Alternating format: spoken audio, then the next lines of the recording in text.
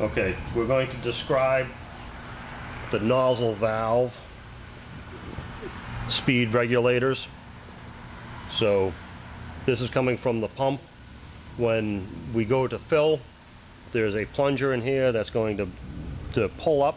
You don't want that to pull up so quick that we drain the tube before the pump gets a chance to get the product up here. So we have a flow valve here. The top one controls the speed at which this valve opens up. You want it to open up slow enough that we don't cavitate in here, but not too slow that the pump is trying to push fluid and the valve isn't open.